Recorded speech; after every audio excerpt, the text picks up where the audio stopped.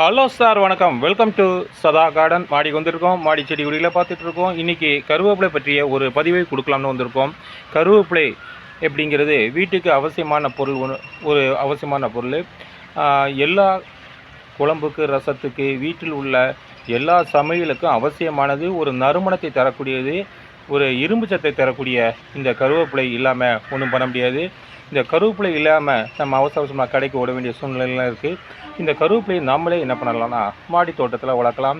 அது மாடி தோட்டத்தில் கருவேப்பிலை வளர்க்குறது ஈஸி. சில பேர் சொல்லுவாங்க, மாடி தோட்டத்தில் கருவேப்பிலை வச்சோம் அது சுத்தபத்தமாக இருக்கணும், அப்படி இல்லைன்னா கருவேப்பிலை போயிடும் அப்படிலாம் சொல்லுவாங்க. அப்படிலாம் கிடையாதுங்க. நம்ம கருவேப்பிலையை நம்ம ஈஸியாக வளர்க்கலாம். இப்போ எடுத்துக்காட்டாக உங்களுக்கு ஒரு இனிப்பான செய்தியை கூட சொல்கிறேன். இந்த கருவேப்பிலை வளரலை அப்படின்னா நீங்கள் என்ன செய்யணும், 1 ஸ்பூன் சர்க்கரையை எடுத்துக்குங்க. அதை 1 லிட்டர் தண்ணியில் கலந்து கீழே மண்ணை கொத்தி விட்டு அந்த தண்ணியை செடிக்கு ஊற்றி விடுங்க. நல்லா கிண்டி விடுங்க. அப்புறம் பாருங்கள், 2-3 நாள் உங்கள் செடி தளதளன்னு வளர்ந்துருக்கும். காரணம் என்ன அப்படின்னா, அந்த சர்க்கரை பொருளில் இனிப்பு சத்து இருக்குது. அது கீழே வளர்க்கின்ற நுண்ணுயிர்களுக்கு அது தேவைப்படும். அதனால் நுண்ணுயிர்கள் பன்மடங்கு பெருக்கம் ஏற்படும். நுண்ணுயிர்கள் பன்மடங்கு பெருக்கம் ஏற்படுறதுனால வேர்கள் அதிகளவு வரும். வேர்கள் அதிகளவு வரும்னா சத்துக்கள் அதிகளவு உறிஞ்சும். அப்போ அவங்களுடைய கிளைகள் அதிகளவு வரும். அப்போ கருவேப்பிலை அதிகளவு வரும். இது வரும். செடிக்கு, இந்த கருவேப்பிலை செடிக்கு ஒரு இரும்பு சத்து தேவை அப்படின்னா உங்களுக்கு ஆச்சரியமாக இருக்கா? ஆமாங்க, இரும்பு சத்து இருந்தால் தான் அந்த கருவேப்பிலை நல்ல பசுமையாக, இந்த பாருங்கள் எப்படி வளர்ந்துருக்குன்னு, இது மாதிரி வளரும். அப்போ என்ன செய்யணும் அப்படின்னா, அது எங்கள் வீட்டில் இரும்பு டானிக் இருக்குது, அது ஊற்றிடலாமாண்ணா? அது ஊற்றலாம். ஆனால் அது அளவு பார்த்து ஊற்றணும். கூட போனால் கஷ்டம். அதுக்கு பதிலாக என்ன பண்ணலாம் அப்படின்னா, ஒரு பழைய இரும்பு துருப்பிடிச்ச இரும்பை தண்ணியில் ஊறப்பட்டு 2 நாள் கழித்து அந்த தண்ணியை செடிக்கு ஊற்றினாலே இரும்பு சத்து வந்துடும். அப்படி இல்லையா, அந்த பழைய இரும்பு துண்டை என்ன பண்ணிடுங்க, மண்ணில் நட்டு வச்சுருங்க. மண்ணில் நட்டு வச்சிங்கன்னா நம்ம தண்ணி ஊற்ற அந்த இரும்பு சத்தானது அந்த தண்ணிக்கு இறங்கிட்டு இருக்கும். இது வருடம் முழுவதும் அந்த செடிக்கு ஒரு இரும்பு சத்தை கொடுக்கும். செடி வாங்கிட்டு வர்றோம், திடீர்னு பார்த்தா அது வளர மாட்டேங்குது, இலெல்லாம் உதிர்ந்துருது அப்படின்னா, ஆமாங்க, அது உறக்க நிலையில் இருக்குங்க. நவம்பர் டிசம்பரில் அதிகளவு வெயில் இருக்கும்போது அந்த செடி வளராதுங்க. அது உறக்க நிலையில் இருக்கும். தங்களுடைய இலைகளெல்லாம் உதிர்த்து விட்டுரும். ஏன்னா வெயிலிருந்து தப்பிப்பதற்காக. அப்புறம் கொஞ்சம் கோடை குறைய அது தழைக்கும். அப்போ என்ன செய்யணும் அப்படின்னா, நம்ம மண்ணை கிளறி விட்டு மேலாக்க லேசாக கட்டிங் பண்ணி அப்புறம் அந்த கடலை புண்ணாக்க ஊற வச்சு அந்த செடிக்கு 1க்கு 10ங்கிற விகிதத்தை கலந்து ஊற்றும் போது செடி இருந்த நிலைமைக்கு மாறி அதிகளவு கொத்தான பூக்களை தரும். நம்ம அது தெரியாமல் செடி வாடி போச்சு, உரம் பத்தலப்பில் இருக்குது அப்படின்னு அதிகளவு உரம் போடுறோம். ஏற்கனவே அது வெயில் தாக்கத்தில் பாதிக்கப்பட்டிருக்கிற செடிக்கு நம்ம போடுகின்ற உரமே அதுக்கு என்ன ஆயிடுது அப்படின்னா, செடியை முழுவதுமாக முடிச்சு வச்சிருது. அதனால் அந்த மாதிரி தவறுகள்லாம் செய்ய வேண்டாம். இன்னும் இதே மாதிரி பல சுவையான டிப்ஸு இந்த கருவேப்பிலை செடியை பற்றிய வீடியோவில் கொடுத்துட்ருக்கோம். ஏற்கனவே எங்களுடைய கருவேப்பிலை செடி பற்றிய ஒரு வீடியோ 1.25 லட்சத்தை தாண்டி வியூவர்ஸ் தாண்டி போயிட்டுருக்கு. இதுக்கெல்லாம் உங்களுடைய மகத்தான ஆதரவு தான் காரணம். இந்த கருவேப்பிலை செடியும் அதே மாதிரி வியூஸ் போகணும்னு நாங்கள் நினைக்கிறோம். எல்லோருமே எங்கள் சேனலை சப்ஸ்கிரைப் பண்ணுங்கள், அப்படியே ஷேர் பண்ணுங்கள், பிடிச்சிருந்தா லைக் பண்ணுங்கள். இப்போ இதில் உள்ள ஒவ்வொரு டிப்ஸும் மிகவும் சிறந்தது. இந்த கருவேப்பிலை வளரலை அப்படின்னா என்ன பண்ணணும் அப்படின்னா, எள்ளு இருக்குது பார்த்தீங்களா, எள்ளு புண்ணாக்குன்னு கடையில் விற்பாங்க. அந்த எள்ளு புண்ணாக்கை தண்ணியில் ஊற வைங்க. 1 நாள் முழுவதும் ஊற வைங்க. அதை அப்படியே வடிகட்டி 1க்கு 10ங்கிற விகித தண்ணியை கலந்து செடிக்கு மேலே அடிச்சு விடுங்க, கீழேயும் ஊற்றி விடுங்க. செடியானது 1 வாரத்தில் கொத்தாக பூப்பதை பார்க்கலாம். அது எப்படிங்கன்னு கேட்குறீங்களா? ஆமாங்க, அந்த மீன் அமில எண்ணெயில் உள்ள எஃபெக்ட் இதில் இருக்குது. மீன் அமில எண்ணெய் சைவத்தை விரும்ப மாட்டாங்க. 2வது, இந்த கருவேப்பிலை நம்ம அப்படியே தாளிக்கும் போது அப்படியே எடுத்து அப்படியே போட்டுருவோம். அப்போ மீன் அமில எண்ணெய்ங்கிறது கொஞ்சம் சங்கடமாக இருக்கும் அவங்களுக்கு. அப்போ இந்த மாதிரி இருக்கிறவங்களுக்கு இந்த எள்ளு புண்ணாக்குங்கிறது ரொம்ப பிரயோஜனமாக இருக்கும். எள்ளு புண்ணாக்க ஊற வச்சு துளிக்கிறதுனால நம்ம செடியானது அதிகளவு பூக்களுடன் கொத்தாக இருக்கும். இதே மாதிரி சுவையான டிப்ஸ் நாங்கள் அடுத்தடுத்து சொல்லிகிட்ருக்கோம். இதை வீடியோவை ஸ்கிப் பண்ணாமல் பாருங்கள். உங்களுக்கு தேவையான எல்லா செய்திகளும் A to Z இதில் இருக்குது. வாங்க வீடியோக்குள்ளே போகலாம். இந்த கருவேப்பிலைக்கு ஏன் பேர் வந்துச்சுன்னா, இது நம்ம வீட்டில் கிச்சனுக்கு ரொம்ப உபயோகப்படுத்துறதுனால, அது கறிக்கு அதிகளவு உபயோகப்படுத்துறதுனால இதை கறின்னு எடுத்துக்கிட்டாங்க. வேப்பிலை மாதிரி இருக்கிறனால கறிவேப்பிலை அப்படின்னு வச்சாங்க. இந்த வாசனை கொடுக்கக்கூடிய இந்த கருவேப்பிலை நம்ம வீட்டிலேயே வளர்க்கலாம். வீட்டிலே வளர்க்கும்போது நமக்கு அது ரொம்ப சந்தோஷம். நமக்கு எப்பப்போ தேவையோ அப்பப்போ ஃப்ரெஷ்ஷாக மேலே போய் பறிச்சுக்கலாம். அதில் அழுதையான சுகம் இருக்குது. இது கருவேப்பிலையை நம்ம வீட்டில் சுத்தபத்தமாக இருக்குன்னு வளரலையேன்னா அப்படியெல்லாம் கிடையாதுங்க.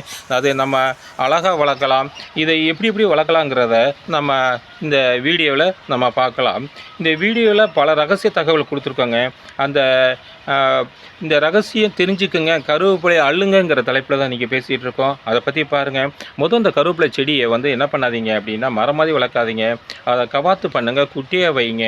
அப்போ தான் குடை மாதிரி விரிஞ்சு வளரும். இங்கே பாருங்கள், கவாத்து பண்ணி குடை மாதிரி விரிஞ்சு வளர்ந்துருக்குங்க. பிறகு அதை நுனியை கிள்ளுங்க, பிஞ்சிங் அப்படின்னு சொல்லுவாங்க. அப்போ தான் பக்கவாட்டில் கிளைகளை வளரும். அப்புறம் இந்த விதைகள் இருந்தால் அதை எடுத்துருங்க. விதைகள் இருந்தால் அந்த செடி வளராது. அதனால் விதைகள் இருந்தால் பாருங்கள், இங்கெல்லாம் விதைகள் இருக்குது பாருங்கள். விதைகள் இருந்தால் நம்ம என்ன பண்ணிடணும் அப்படின்னா இங்கே பாருங்கள், கட் பண்ணி விட்டுருங்க. விதைகள் இருந்தால் அந்த செடி சத்துக்கள் ஃபுல்லாக அதுக்கே போயிட்டுருக்கும், அதனால் வளராதுங்க. அதனால் அதை கட் பண்ணி விட்டுருங்க. அப்போ தான் பக்கவாட்டில் நியூ பிரான்ச்சஸ் செடி புதர் போல் வளரும். அதுக்கடுத்து எடுத்துக்கிட்டிங்கன்னா இந்த கருவேப்பிலையை பூத்து இருந்தால் அதை கட் பண்ணணும் அப்படின்னு சொன்னோம். காய் இருந்தாலும் கட் பண்ணிடுங்க. அதில் அதுக்கடுத்து பெரிய பெரிய நர்சரியில் ஒரு இனிப்பான ஒரு உரத்தை பயன்படுத்துவாங்க. அது ஜீனி அப்படிங்கிறத நம்ம முதலில் பார்த்துருக்கோம். 1 லிட்டர் தண்ணியில் கலந்து அதை அடிச்சு விடுங்க. அப்போ அடிக்கும்போது இலைகள் அசுர வேகத்தில் வளரும், புதிய கிளைகள் மின்னல் வேகத்தில் தோணும். ஆனால் இதை தினத்துக்கு பயன்படுத்தக்கூடாது, மாதத்துக்கு ஒரு முறை பயன்படுத்துங்க. கருவேப்பிலை செடிக்கு சத்து தானிக்க கொடுங்க. எங்கள் குழந்தைக்கு கொடுக்கணுமே அந்த சத்து தானி கொடுத்துருவா அப்படின்னு நீங்கள் கேட்காதீங்க. அந்த சத்து தானி தேவையில்லை. கருவேப்பிலை செடிக்கு புளித்த மோர் இருக்குது பார்த்தீங்களா, அல்லது அரிசி கழுவ தண்ணி, பருப்பு கழுவ தண்ணி, இந்த டானிக் இதை உபயோகிச்சா போதும். இதில் உள்ள அமிலத்தன்மை மற்றும் இதில் நைட்ரஜன் செடியை எப்போதும் பசுமையாகவும் அடர்த்தியாக வளர உதவும். நம்ம சோறு வடிக்கிற கஞ்சியை கூட நம்ம பயன்படுத்தலாங்க. அது தேவையான அதிக அளவு தண்ணீர் சேர்த்து டைலூட் பண்ணி தான் பயன்படுத்தணும். அடுத்து கருவேப்பிலைக்கு பின்னாடி பூச்சி இருக்கான்னு பாருங்கள். கருப்பு அல்லது வெள்ளை கலர் பூச்சி இருந்துச்சுன்னா நம்ம என்ன செய்யணும் அப்படின்னா, அது நோய் தாக்கி இருக்குன்னு அர்த்தங்க. அதுக்கு என்ன செய்யலாம் அப்படின்னா, வேப்பினையை தண்ணியில் கலந்து ஸ்ப்ரே பண்ணணுங்க. ஸ்ப்ரே பண்ணால் இது போயிருங்க. அதுக்கடுத்து நம்ம கருவேப்பிலை வாசனையே இல்லை, கசக்குது அப்படிங்கிறீங்களா, அப்போ இதுக்கு ஒரு சீக்ரெட் இருக்குங்க. என்ன சீக்ரெட்னா, காலை வெயிலில் செடி நல்லா வளருங்க. நல்ல உச்சி வெயிலில் இந்த நறுமண எண்ணெயெல்லாம் செடி இலைகளுக்கு ஆரம்பலாம் ஆவியாயிருங்க. அதனால தாங்க கசக்குது. இப்போ மதிய வெயிலை இதை தவிர்த்திங்கன்னா உங்கள் செடி நல்லா இருக்குங்க. அதுக்கடுத்து எடுத்துக்கிட்டிங்கன்னா இந்த செடியில் பல ரகசிய தகவல்லாம் நாங்கள் சொல்லிட்டு வர்றோம் பாருங்கள். கருவேப்பிலை நவம்பர் டிசம்பரில் தூங்குங்க. அதனால் செடி என்ன ஆயிடுச்சுன்னா வளர மாட்டேங்குச்சு, உரத்தை அள்ளி போட்டுறாதீங்க. அதுக்கு அடுத்து செடியானது தானாகவே வளர்ந்துடும், ஓவர்டோஸ் பண்ணிடாதீங்க. இப்போ நவம்பர் டிசம்பரில் தூங்கிட்டு இருக்கும்போது அந்த இலைகளை ஜனவரி பிப்ரவரி லேஸை விட்டு விட்டிங்கன்னா அது கொத்து கொத்தாக காய்க்குங்க. பிப்ரவரி மாதத்துலேருந்து அது என்ன ஆகும்னா வளர தொடங்க. புளிச்ச மோர் அல்லது நம்ம ஏற்கனவே சொன்ன சர்க்கரை கரைசலை பயன்படுத்தினால இது அசுர வேகத்தில் வளருங்க.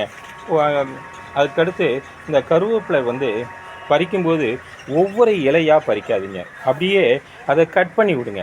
இந்த பாருங்கள், இப்போ சில பேர் என்ன பண்ணுவாங்கன்னா இப்படி ஒவ்வொரு இலையாக பறிப்பாங்க, இல்லாட்டா இலையை உருவாங்க. இப்படி இலையை உருவதுனால அந்த இலை வளராது. இது என்ன செய்யணும்னா அப்படியே இப்படி கட் பண்ணிடணும். இப்படி கட் பண்ணால் தான் அந்த இடத்துல பிரான்ச்சஸ் வளரும், இல்லைன்னா அந்த செடியானது வளராது. அப்போ இது மாதிரி பண்ணால் தான் அந்த செடி வளரும். இது ஒரு புது டெக்னிக்குங்க. அந்த டெக்னிக் இன்றைக்கி தான் நீங்கள் பயன்படுத்தணும். கரும்பு அந்த இதுக்கு இரும்பு சக்தி வேணுங்கிறதுனால நம்ம என்ன பண்ணியிருக்கோம்னா இரும்பை நம்ம உபயோகிச்சிருக்கோம். அது தண்ணி ஊற்ற அந்த இரும்பில் துருப்பிடிச்ச இரும்பில் சத்து இறங்கிட்டே இருக்குன்னு பார்த்தோம். கருவேப்பிலைக்கு உப்பு தேவைங்க. அது என்ன உப்புங்கிறீங்களா, கல் உப்பு தாங்க. அதில் மெக்னீஷியம் ரொம்ப இருக்குங்க. அதை 1 ஸ்பூனில் 1 லிட்டரில் கலந்து செடிக்கு பயன்படுத்துங்க. சார் வீட்டில் இருக்க உப்பு டப்பாவை கவுத்துறவா தண்ணி ஊற்றிடுவான்னா அதை ஊற்றினீங்க செடி போயிருங்க. ஏன்னா அது காரத்தன்மை உடையதுங்க. நீங்கள் அளவாக பயன்படுத்தினா நல்லது, அதிகம் பயன்படுத்த மாட்டேன். மண்ணினுடைய பீக்கச் செலவு மாதிரி செடி வளராமல் அப்படியே போயிடும். அளவாக பயன்படுத்தும் போது செடி கரும் பச்சை நிறத்தில் இருக்கும், கொத்து கொத்தான பூக்கள் பூக்கும். இது மாதிரி உங்களுக்கு அழகான பதிவுகளை வழங்கியது உங்களுடைய சதா கார்டன். இந்த சதா கார்டன் சேனல் பிடித்திருந்தால் இந்த சதா கார்டன் சேனலுக்கு ஒரு லைக் பண்ணுங்கள், ஒரு சப்ஸ்கிரைப் பண்ணுங்கள், ஒரு ஷேர் பண்ணுங்கள். அநேக நேயர்கள் எங்களுடைய சேனலை சப்ஸ்கிரைப் பண்ணாமல் பார்த்துட்ருக்கீங்க. தயவுசெய்து சப்ஸ்கிரைப் பண்ணுங்கள். அப்போ தான் நாங்கள் அடுத்த லெவலுக்கு போகும். மீண்டும் ஒரு அழகான வீடியோவில் உங்களை சந்திக்கிறேன். அதுக்கு மத்தியில் உங்களுக்கு ஏதாவது சந்தேகம் இருந்தால் கமெண்ட்ஸில் கேளுங்க, நாங்கள் அதுக்கு பதில் சொல்கிறோம். இந்த வீடியோ வழங்கிய சதா கார்டன் சேனல் உங்களுக்கு நன்றியுடன் வைக்கிறது. சதா கார்டன், தேங்க்யூ.